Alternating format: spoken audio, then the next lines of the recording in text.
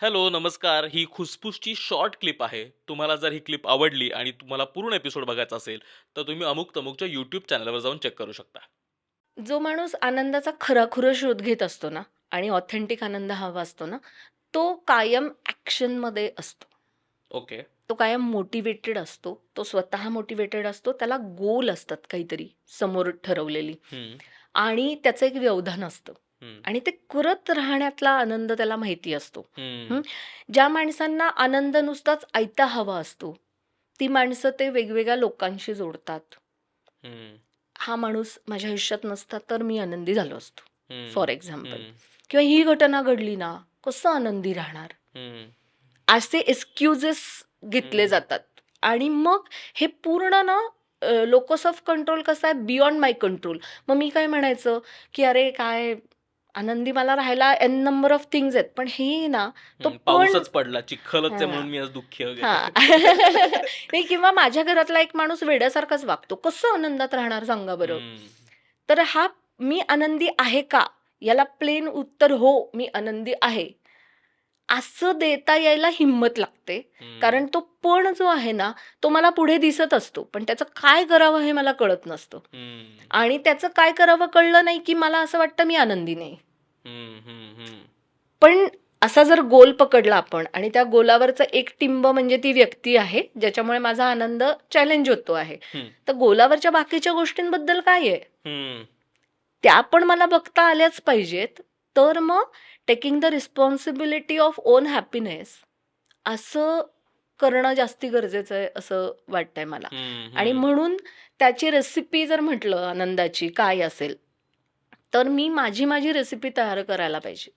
हं. आणि ती माध्यमांवर अवलंबून नकोय. माध्यम म्हणजे काय? माणूस हे एक माध्यम झालं, घटना हे दुसरं माध्यम कोणतेही झालं. इतर आपण स्वतः आपण सोडून इतर सोडून कुठल्याही इतर. गोष्टींवरती. त्याला मी जेव्हा चिकटवतो हं, आनंदाचा टॅग, की हे माझ्यासाठी आनंदाची गोष्ट आहे. माझं मूल माझ्यासाठी आनंदाची गोष्ट आहे. ते हं, वेड्यासारखं वागलं, की माझा आनंद चॅलेंज झाला. हं, पण एक सत्य लक्षात घेणं गरजेचं आहे, की मी ऑल द टाईम आनंदी असूच शकत नाहीये. हं, म्हणजे नसायलाच पाहिजे रादर.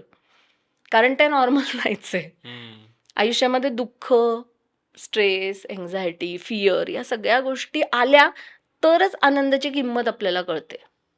ओके. मला थोडासा डिरेल करून मी एक प्रश्न विचारतो. पण हं, याचा अर्थ मग असं होतं का, की स्वकेंद्री म्हणजे आनंद? म्हणजे स्वतःमध्ये जर मी तो आनंद शोधायला लागलो, हां, हं, म्हणजे मी माझ्या आनंदाच्या हं, व्याख्या हं, किंवा त्याच्या नाड्या इतर लोकांच्या हातात दिल्या नाहीत आणि मी स्वतःतच तो शोधत राहिलो, हं. तर मी स्वकेंद्री नाही होणार का? हां, मग ते स्वकेंद्री होणं म्हणजे हां. आनंदी असणं का? असं एक वाटलं मला. खूपच भारी प्रश्न आहे.